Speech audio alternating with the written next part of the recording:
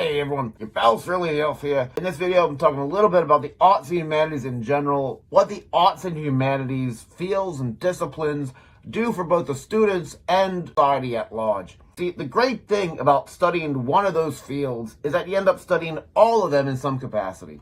You learn about history, art, politics, economics, sociology, philosophy, because it all hooks together, all relates. Jonathan Swift wrote a modest proposal for a very specific reason, Modest proposal, for those unaware, considered by many to be one of the definitive works of satire in the English language. It's a dark, cynical condemnation of and response to deplorable socio-political conditions that left the poor hungry and suffering while the wealthy elite partied to excess.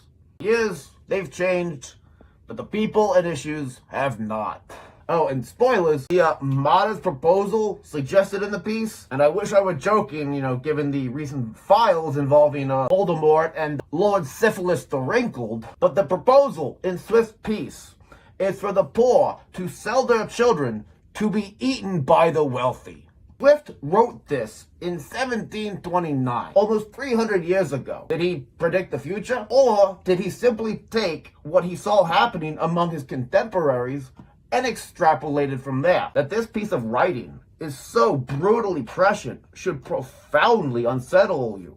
It means that our civilization, instead of rising to loftier pursuits that elevate humanity, has instead fallen lower than any jokes or commentary offered in one of the most iconic pieces of social satire ever written hundreds of years ago.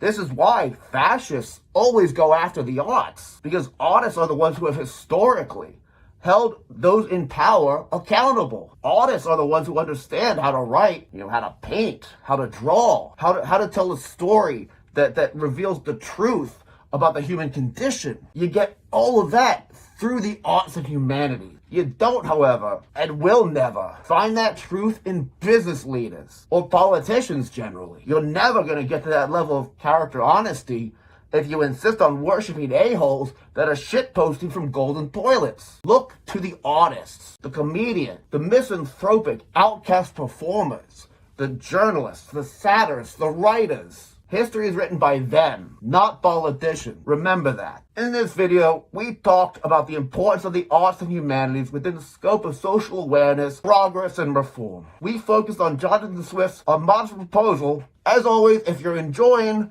or appreciating the content here on this channel, please like, subscribe, share, follow. Thanks again, your pal Surly the Elf, signing off.